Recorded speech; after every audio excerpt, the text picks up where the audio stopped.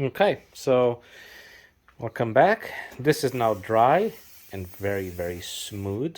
So what I'm gonna do is I'm gonna put it on the car, drill those two little holes over there for the door latch, and then take it all back and put Dinitrol here on the side. And I'm gonna slap some Dinitrol in here as well, because this is now dry. It's a bit sticky still, but it's good enough to get the Dinitrol on top. And then I'm just gonna have to wait. So most likely that's all I need to do today. So let's get cracking.